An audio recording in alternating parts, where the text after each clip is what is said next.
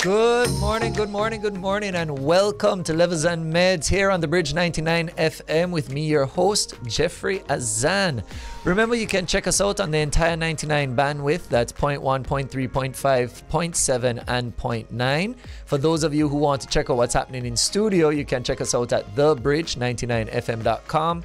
And if you're on the move, you can download our mobile app in the Android Play Store or Apple App Store by simply searching The Bridge 99 FM, all one word. As I said, this is Azan Medz with me, your host, Jeffrey Azan. And today we have an exciting show for you. We're going to be celebrating Reggae Month. Today is the last day of Reggae Month. February, for those of you who are not aware, is Reggae Month here in Jamaica. It was set in 2008 and has been recognized ever since. And today we're going to be talking with probably one of the greatest behind the scenes influencers in the reggae media space, entertainment space here in Jamaica. I'm going to tell you a little bit more about him later in the show. But for right now, let's just jump into it. Really and truly, what is this whole celebration of reggae about? Who does reggae belong to? What is this concept that is known as reggae? A very interesting show ahead of us here on Azan Medz. So folks, first off, if you are a part of the Bridge Nation, which if you're hearing my voice, you most definitely are, I need you to head over to our socials, The Bridge 99 FM, and we have a poll running where we're really asking a very contentious question. Who does reggae belong to? Does it belong to the Uptown? Does it belong to the Downtown? Because there's a lot of debate right now in the media space about who owns reggae, and the history of it will kind of influence one thought, but then the projection of it, where reggae is going, influences another. So we'd love to hear from you. We're going to come back and check those poll results and get your feedback on it. Who owns reggae? Is it Downtown? Is it Uptown? Is it every town? Is it everybody in between? Head over to the Bridge 99 FM on the socials. But as I said, today we are closing out Reggae Month, and we're really looking at how to become that media mogul, the business of entertainment and music. And it's no secret that reggae music attracts a lot of aspiring artists, but only a few make it to stardom. We really want to explore why is that. Really answer the question, is talent enough to get us to where we want to go in the industry? Or is it just all about hard work? You know, we always have the expression in Jamaica, is links run things, and we want to know, is it the links in the music industry that take it there? These are all questions that we're going to get the answers to in just a few moments. Before we get to that interview, before we speak with this great man among us, I just want to share a little bit about the brief history of this, and I want you guys to hear me carefully, of this multi-billion-dollar industry. Very often we look at reggae as a blasé. It's something that we do, and we very often associate it with a hippie culture, a Rastafarian, easygoing lifestyle. But the reality is reggae is big business, and recognizing Reggae Month is an accreditation to how important it is to us culturally, how important it is to us nationally, and how important it even is to us as a people in terms of what we identify with. Reggae has been an important economic force for Jamaica since the late 60s, so it's not today it started, contributing significantly to the country's economy. And authentic reggae is one of the biggest sources of income in Jamaica. The industry's growth and success has been driven by a number of Jamaican entrepreneurs, producers, and creatives, which includes, but absolutely not limited to, Lee Scratch Perry, Leslie Kong, Duke Reid, Joe Gibbs, King Tubby, and Chris Blackwell, the founder of Island Records, just to name a few of those who are working behind the scenes to make it what it is.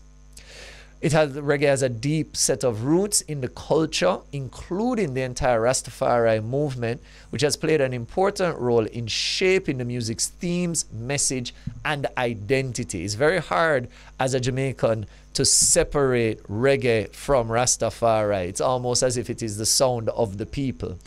And for a number of reasons, that has gotten a lot of negative opinion by those who we would say are the powers that be. You see, very often these sort of grassroots musics that spring up from urban communities are very often played down, they're pushed down by the powers that be, because they are disruptors of the status quo, they're disruptors of the trends, they're disruptors of the money-making industries at that time. But then as the popularity of the art form grows, we find adoption taking place. We saw it happen with ska before reggae. It then happened with reggae, and we have seen it happen in modern hip-hop. So this is not a new approach to the media and the trends.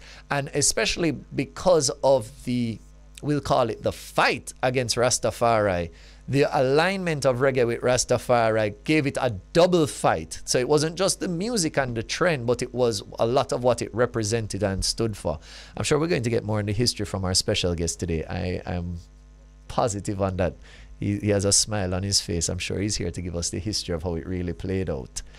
In addition to reggae's association with Rastafarianism, it has helped to create a distinctive identity for the genre and has helped it stand out in a crowded music market on an international stage. These days, when we talk about the Reggae Grammys, we typically, as Jamaicans, we expect to see Jamaicans, but we're actually seeing a lot of American bands, a lot of European bands, and I wouldn't be surprised in a few years if we don't see a few Japanese bands. I personally was at Japan Day with the Japanese embassy on Sunday gone, and there was a whole dedication to reggae music as an influential part of the Japanese culture and how it is taking its own root and form over there in Japan. So it's not just Europe and America, but it's gone all the way to the Far East as well. Along with all of that, the Recording Industry Association has begun holding annual Reggae Academy Awards. So we are now recognizing it. And in 2018, UNESCO recognized the reggae music of Jamaica as an intangible cultural heritage of humanity, further highlighting the importance of reggae's cultural heritage to the world. Folks, we can go on and we can talk about the success of the Marleys, we can talk about the recent success of Protege, we can talk about everybody in between. You know, in my time it was Sizzla and Capleton and Junior Gong. There have been artists long forgotten by myself, and there are artists still coming up in this very popular and I dare say powerful art form. And just to give us a taste, because this is the Bridge 99 FM, we are the station representing the Afro-Caribbean connection of the people. So we are about the reggae, we are about the dancehall, we are about the sound of the people. So just as much as you're hearing my voice, I'm here on a station that represents this concept of reggae and the power that is reggae on a local and an international scale. But guess what? Reggae is not about what I have to say. Reggae is about the music. Reggae is about the vibe. Reggae is about the people. So with that, let's hear some reggae tunes this morning as we celebrate Reggae Month.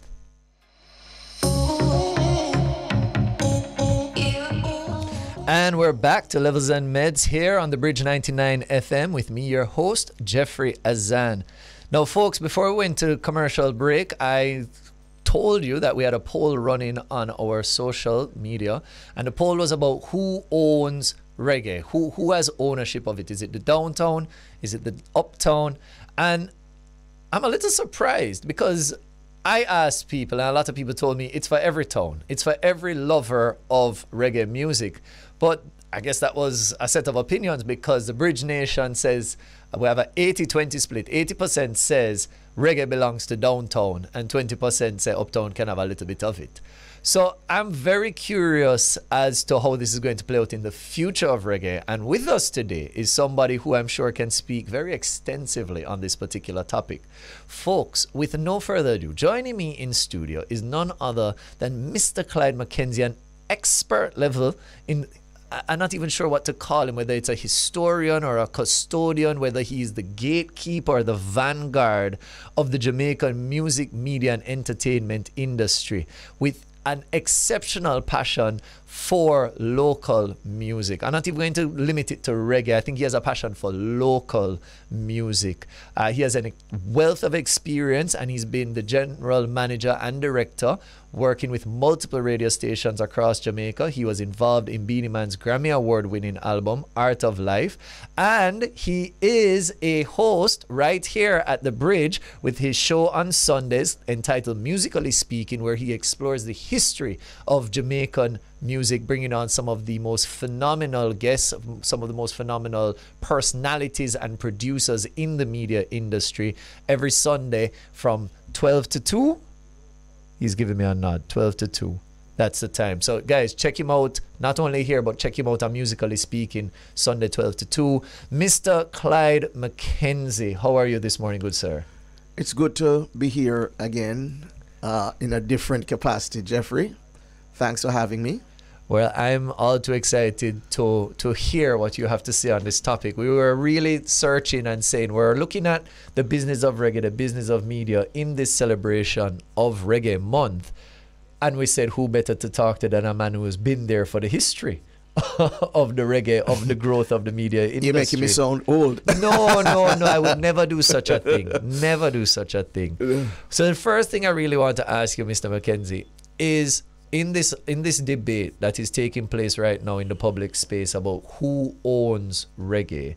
Is it a uptown thing? Is it a downtown thing? Does it belong to Jamaica? Does it belong to the Rastafari community? What's your take on who owns reggae, if there's an owner?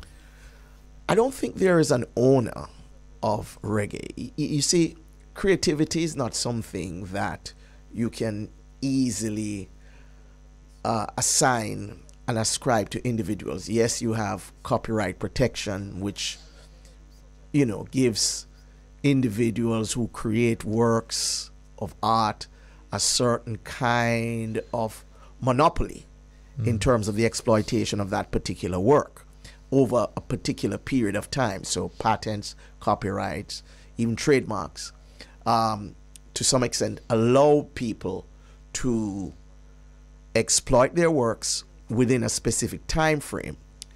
But creativity in general is something, is a pot out of which people just take things. A lot of things are there and you just pull out from that. And so what has happened is, yes, sometimes creativity is dependent on the space in which you operate. And the fact is that many times, in terms of the cultural sector and what we see in music in Jamaica in particular, the creativity springs from the margin. And that's not unusual, because the margins oftentimes are the places in which people are trying to survive, are trying to make sense of their own realities, and therefore it's a wellspring for that kind of creative output where people are putting out things to, you know, determine their own identity, to sometimes make a living, and different things. So you find that there is this creative fervor in the inner cities, for example, in Jamaica, and that is a space from which much of the music has come.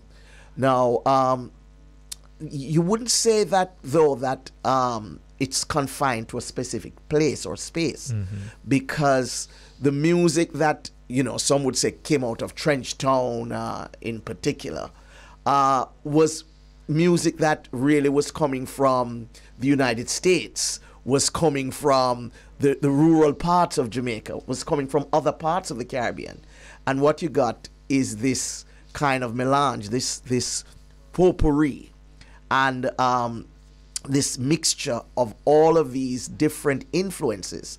And this has given us reggae. Now, yes, initially and originally, you would say that the leading exponents of reggae, including Bob Marley, Peter Tosh, Jimmy Cliff, Bonnie Whaler, Marcia Griffiths, and you know, you can name it and name them. They came from what we now call the inner city, you know, Trenchtown and the environs.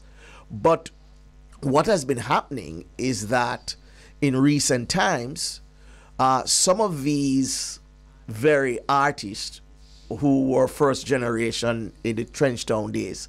They have evolved. And what has happened is that some of their children now have gone into the business. Many of them better educated, might have gone to some of the better schools, tertiary trained, and all of that. And so it now seems as if, because many of them are now going into the business, it seems as if the music is being hijacked by Uptowners. But in many instances, it is not really so. It is just that, yes, the parents came through the slog, and the second generation now is enjoying a certain kind of benefit. And as a result of that, you find that people might look on and say, boy, them look a rich boy and, taking over the music. I'm not saying that, there's not a shift in terms of the dominant players, but some of that is due to the fact that their parents were involved in the music, and so a Chino or a Genius or the Morgan Heritage, even those these people, their parents, Denroy came from Clarendon roughly the same time as Toots Hibbert and lived in Trenchtown. These people, they came from poor upbringing, and they managed to create a life that they could give to their children. And so many of these kids have become involved in the music in one way or the other. Some are producers, some are artists. But many of them are really once removed from poverty. This really is what we're probably witnessing in the reggae industry, and a large part is in business what you typically call generational wealth. It's the second generation, yes, or even the third generation. No, to some extent, to a considerable extent, Because you even have Damian Marley, who he did his song, and I'm going to misquote it, I'm sure right now, but he said, Daddy made it out of the ghetto. That's and then correct. In the first verse he says, born uptown. Yes. So he's showing that there is a jump. Right. There's a shift. Yes. Okay. All right. Well, I want to come to a point that you made, because we're talking about the business of media and entertainment, which has a lot, it's typically called the orange industry, the industry of creativity. Mm-hmm. You made a point saying we typically find a lot of creativity in those marginal areas. Is it, well, I'll share my context and I'll get your way in. My belief is that everybody is creative, but we typically don't tap into our creativity because we tend to rely on our education.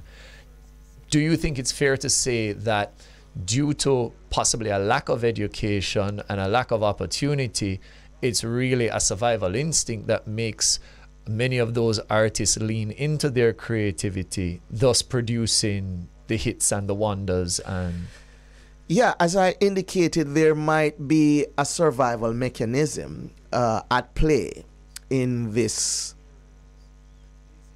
scenario where you actually note that a preponderance of this kind of creativity comes from the margins.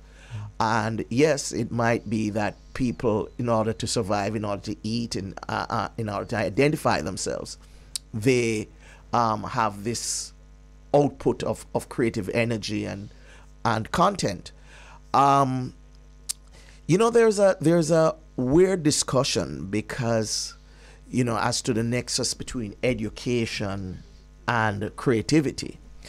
Because, again, in terms of music, some people will say, if you're talking pop music, you really don't need to go to a conservatory to learn about the art of music, but I think creativity is creativity, and it's enhanced through training, definitely. I think sometimes being too educated, if there's such a term, it can be an impediment sometimes, because there are times when, as an individual, you might be so demanding, and you are so much of a perfectionist, and you are aspiring to a kind of excellence that might not be realizable. And in many instances, you don't have to dot all the I's and cross all the T's. And you find that in creativity, many times people will give you things that are less than perfect, because sometimes the market is not asking for perfection. And you're going for perfection can be a dangerous thing, because you make perfection now becomes the enemy of the good. And sometimes that leads to procrastination. It leads to all different kinds of things. So creativity, it requires a certain kind of boldness, and just saying, well, look, I'm going to put this out there, and whatever happens, happens. And that, in a sense, is what obtains in many of these communities. They say, well, I'm going to have to just put out this tune here because, we're going to see. And it's not that these things are not technically sound. Right. In many instances they are, because, for example, Coxsone and Duke Reed, those places served as training grounds for these musicians and artists. So they learned the techniques and the craft of the trade. And then you had places like Alpha with Sister Ignatius, and I mean, the Alpha Institute is still going on. These are sources and places where people hone their skills.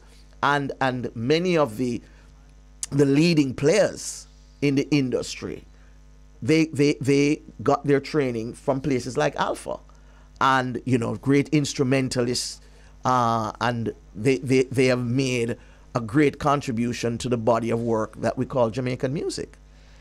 I wish we could just unpack just everything you shared a while ago alone. I think we got everything that there could possibly be to learn about the business of media a while ago. I mean, I think the number one thing you touched on that definitely blew me away is this idea that we as the creators are striving for perfection, but it doesn't mean that the market is looking for perfection, which has a huge impact on what we eventually do deliver to the market. But I want to dive a little bit more as we explore this concept of the business of media. You touched a lot on training. You mentioned a number of institutions, including the Alpha School of Music, who, for those of you who are interested in the Bridge Nation, there's going to be some stuff coming up between Bridge and Alpha, just putting you on the alert. How I don't want to limit it to a scale, but how much does that weigh in your technical training versus raw talent? Because if I am coming up in a situation, whether uptown, downtown, poor, rich, whatever the case might be, but I have a desire to be in the media industry, but I know Jeffrey Azan, he struggles to carry a note if he's trying to sing. How do I go about really pursuing that passion of being in the media industry? What other avenues can I take? All right, so we're talking about music and media, huh? And one of the things that, one of the distinctions I like to make, for example, is that between qualification and certification. And I think it's an important distinction, because many times we conflate qualification with certification. A person, some of the brightest people I've known have been people who are not certified. And some of the not so bright people have been highly certified.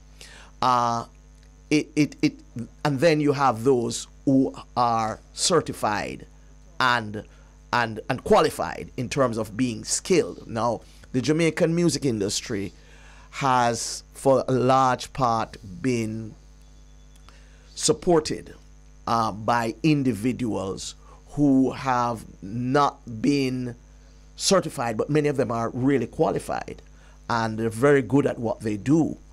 And I think that is important.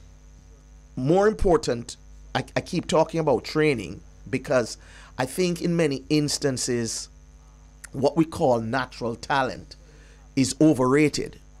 It is very important that we understand that in terms of achieving greatness, perhaps one of the most important things is timing. More than anything else, timing. Because if you're ahead of your time and your idea might be the most fantastic thing, it's just going to happen that 20, 30 years from now, somebody's just going to come and do it. And when they come and do it, somebody's going to say, boy, that was genius. But your idea 30 years ago was there ahead of its time. But if you're not within your time, then there's a problem. One of the things that caused the success of Amali and so on was his timing was perfect. Almost everything came in and worked together. Everything conspired to make him who he is and was. Because I still say is, because this guy is generating millions of dollars every day from posthumously. Right? Now, that tells you that there are times when you can have great ideas, you can work hard, you can train and do all that you need to do, and you still don't succeed. And it doesn't mean that you're not good. It doesn't mean that you're not talented. It just means that your timing might have been wrong. So even some songs you hear, and you put it out, you try it. Earth Around Red is a song that comes to mind, right? And Spice, he put it out some years before, at least 10 years ago, and then he came back and he brought it to the market again. But this time the mood of the market and the timing was different. And so the fact that your ideas might be rejected at a point, it does not mean that it's not viable. It might just mean that it's not ready for the time, or the time is not ready for it. Do you think that's one of the things that hold back a lot of artists in the entire creative industry? As you said, we have an idea, we have a concept, we have a thing we're working on, but our time is wrong. And I use Marley as the example. You had the hippie movement in the States, you had the Rastafari movement here in Jamaica, you had a call for almost a rebellion of the people, and then he put out this music that kind of found a way to tie it tied right into the thing. Did he make the music for the time, or did the music just happen to be the right music for the time? Malcolm Gladwell, he talks about timing, and one of the things he speaks about is the rule of 10,000 hours. That's a condition that one needs to satisfy in order to become an expert in his mind. One of the interesting things you'll find is that in reggae, most of the people who have succeeded and done well, they were born around a cluster, a particular time cluster. 1945 is, give and take a year or two, is when all of them. Marley himself was born in 1945. If you look at the tech industry and the giants of the tech industry, so you look at this Jobs and the Gates and so on, 1955 was a significant year. And it has to do with your talent and your creativity coinciding with all the other factors that are coming to play at that time. It just so happened that those guys would have been tinkering. I mean, a guy was in 1955 would have been tinkering with his computers, you know, the primitive stuff. And by the time the software and the programming protocols would have been blossoming, they would have reached a certain age to deal with that thing. And I think the same thing when the political movements in the 70s and the 80s, right? So you had, you know, the apartheid movement, you had all of these nationalist movement, you had, you know, independence movement blossoming right across the world. Marley's music was the right music for that time. Now, of course, there might have been a symbiotic relationship. It might be that what was happening influenced him, and certainly what he was doing influenced the process too. So but the timing was right, and he had the goods, he had the gifts to meet that timing, to meet that opportunity, and that is what makes him so great, because he had the gifts to meet the time. Having the gifts to meet the time. Oh my gosh, I feel like I'm going to start walking with my notebook to these sessions, because I think I came here with the intention that Levels and Medz was to teach the people, but I'm learning so much from all these sessions that we're having. Number of key points. So we're going to just touch on the creative here for a second. So we need to get our training and we need to get our hours, because it's not just about this raw God-given talent. Whether it's a technical skill, whether it's a refinement, but we need the training and we need to put in the hours. We also need to, as a creative, not necessarily seek perfection. If we're going to go to market, if we're going to become viable commercially, then we need to sometimes listen to the market and not seek perfection, but really answer what the market wants. Which, and I want to say something about that, because it's a delicate balance. Responding to the market in terms of creativity is a delicate thing, because I am one who subscribe to the notion that you don't make music for the market, you find market for the music. In other words, the expression should be organic. You feel something and you express it, and then it is for the marketers to find a place for your music to sell it. So to me, art is really about expressing oneself first and foremost, getting something off one's chest, maybe trying to establish an identity, and then it resonates with other people. But first and foremost, art is authentic. It's supposed to be organic. It's supposed to be personal, and then people will gravitate towards you because they can relate to what you're saying, because it resonates. So a lot of time people ask if art is you deal with universal themes when you're dealing with art. No, you deal with personal themes which resonate universally. Well, that flies in the face of a lot of business schools, because when I went to business school, the first thing they tell you before you establish a business, a product, a brand, or a service, go do your market research and then build it according to the market research. That is when you're dealing with normal consumer products. But when you're dealing with something like musical creativity, it's kind of a different thing. You really need to be feeling the thing. You can, and let's face it, you can be playing music and you're basically just a journeyman.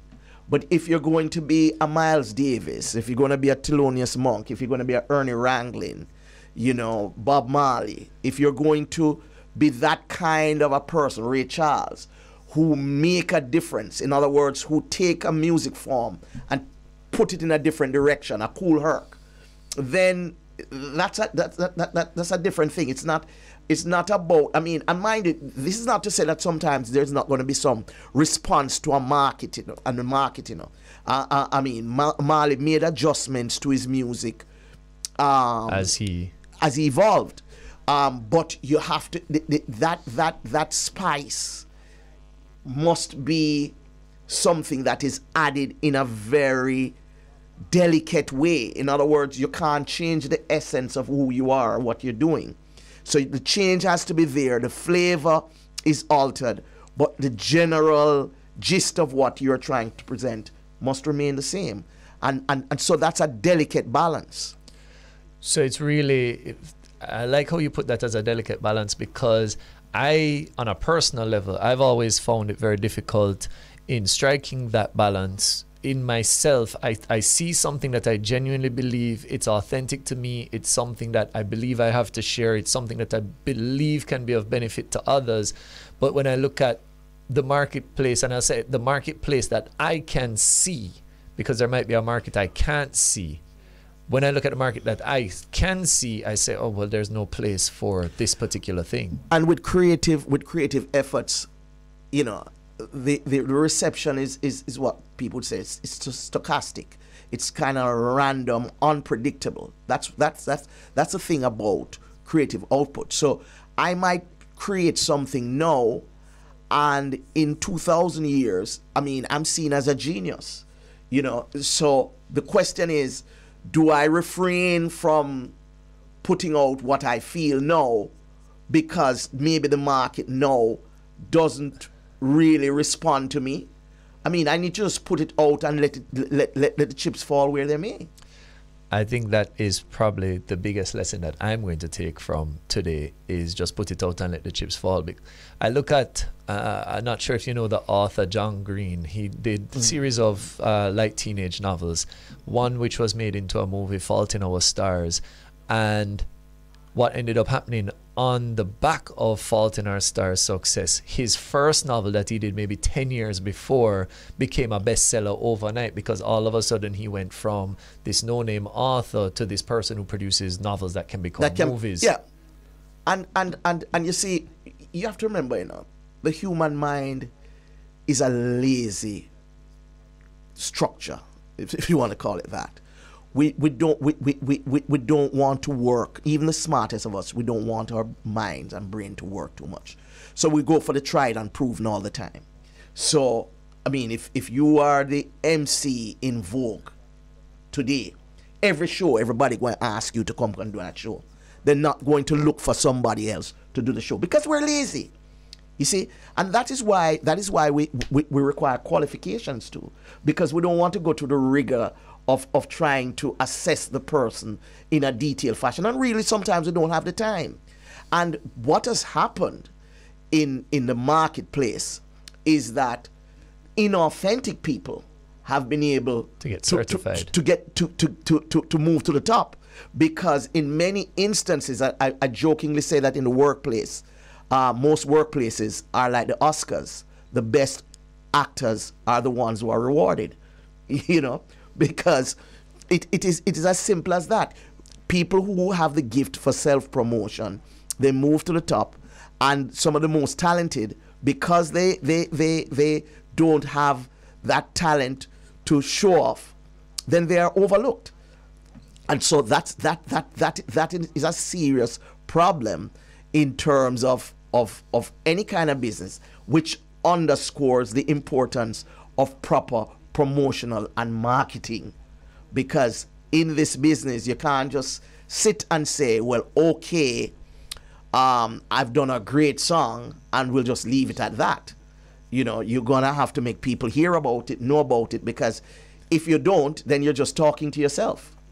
You know, it's something I don't know if you remember, you shared an article with me out of The Economist on just this, and it's something that I speak about all the time, is that line staff who are typically first level employees, they're technically trained, but then anything above the front line is about human skills, it's about presentation, it's about human skills, etc., etc. Right.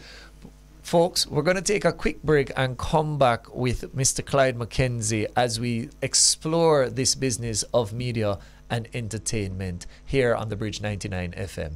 We'll be right back.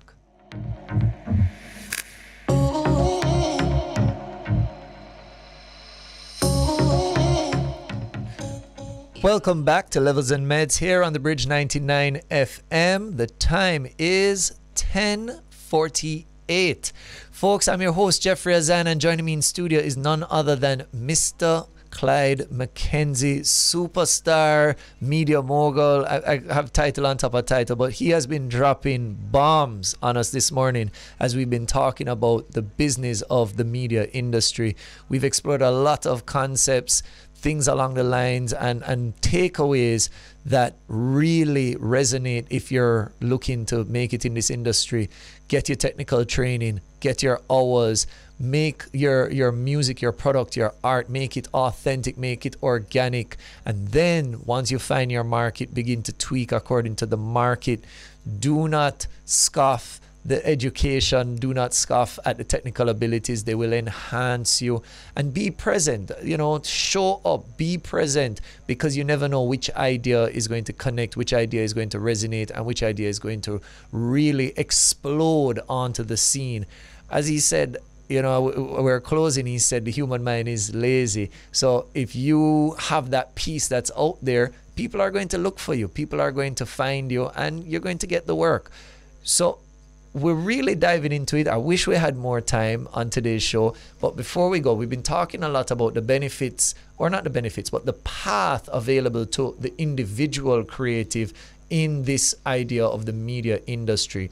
What about those who are not the creative? What about those who are the structured, the analytical, but they have a love for the media industry? What space do they have?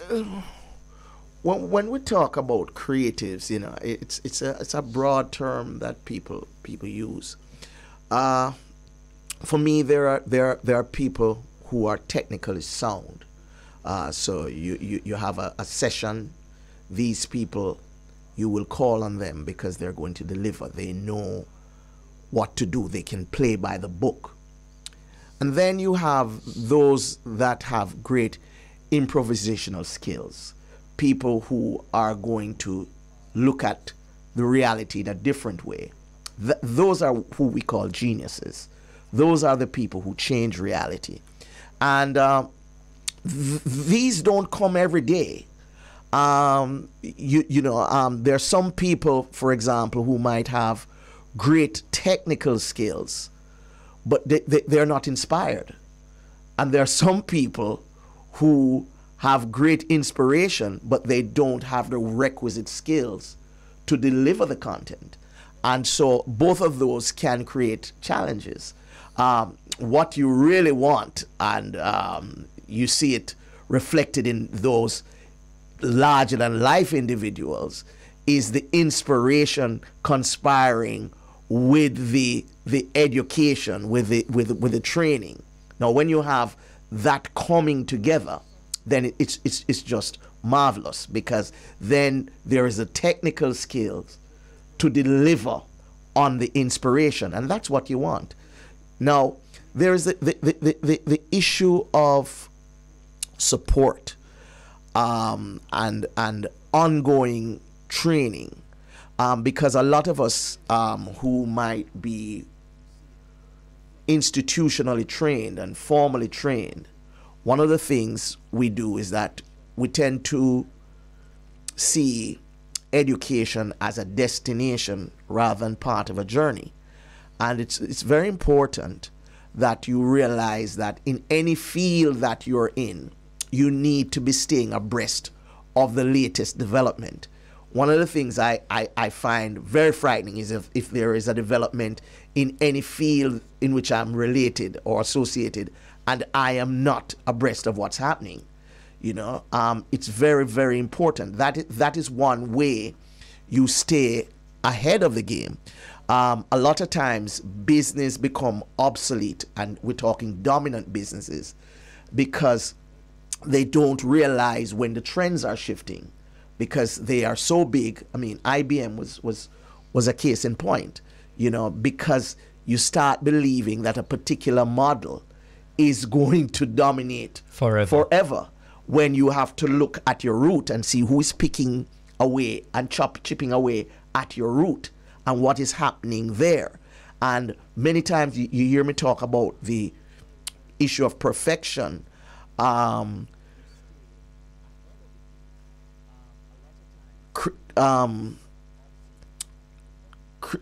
Christensen, you know, when he talks about innovation and innovation and destructive innovation, that kind of thing. When sometimes you come with a product with all the bells and whistles, but the market doesn't need all of that bells and whistles, and somebody comes with something that is less, but it satisfies all their need, and it comes at a better price point, and so that is how it is. So you have to be watching and looking, and you have to be making sure that you keep informed, and not just of, you know, staying creative and to your craft, but also looking at the forces that are operating around you. I think all of that ties back to a principle in business that they call the mousetrap and the tire swing, where, you know, there's a saying in business, build a better mousetrap and people will come, which is not true, because if that was the truth, the old board one with the spring latch would have been obsolete a long time ago. But as you said, it does what it needs to do, and it does it in an effective and cost-effective way. And, you know, we also look at the tire swing. There are millions of swings out there, but really and truly, if you just tied a tire by a rope to a tree, you have your swing. You get your thing. You get your swing. Last point, which I think is most important to our audience. How does one? I have no family, I have no history, I have no relation, I have no experience with the media industry, but I have an interest in it. How do I get into the industry? Where do I start? Where is a first step I can take to get into the industry? The media has changed dramatically over the years. I'm just learning now about Radio GPT, right? Which is going to be a game changer, because this particular software, if you want to call it, is able to replace Jeffrey with Jeffrey's voice and play music and give a vibe just like Jeffrey. That is something that is a reality here and now. Now, in days gone by, you had, apprenticeship. People would go into media houses and they would start at lower level and try to get themselves acquainted with the techniques. I tend to support that principle, where if you go to NCU or Carmack or whatever, and still you come into the business and learn it. Or if you want to be doing the training, formal training and the apprenticeship simultaneously, then you do that, because I think nothing beats practical experience, but we should always have practical experience being undergirded by the theoretical understanding of what is going on. Why is this so, and why do I do this and not this? But you really, I for example believe that it is best when one knows how to do traffic, how to do sales, how to run a commercial, in terms of writing it and producing it. I think, and when you are attached to smaller kinds of entities, media entities, that opportunity better presents itself, where you can, try different things. Because especially if you intend to be at the top of the game at some point, then you want to know the various little pieces of the business, in a granular way. And when that can be supported now by the theoretical understanding, then that's where you're ahead of the game. That's your first step in. Folks, we are running out of time here on Levels and Medz on the bridge. Sad to say, if you're watching us, you'll see a tear running down my cheek. Don't want it all to end. But this has been a phenomenal session. Mr. Mckenzie, thank you so much for joining us. And folks, remember, if you want to hear more of Mr. Mckenzie's thoughts, views, and insights into the music and media industry, you need to check him out here on The Bridge on his show Musically Speaking every Sunday from 12 to 2, and we run repeat episodes on Mondays from 10 to 12. So you need to stay tuned to The Bridge to pick up the Musically Speaking. Folks, it's been a pleasure. I have had a wonderful time as we close out Reggae Month here on the Bridge 99 FM. I was so happy to have this conversation about the business of the media and entertainment sector, and I look forward to next week's episode of Levels and Medz. Remember, Levels and Medz is a show for next level living and next level thinking. And until next time, have a great day and don't stop leveling up.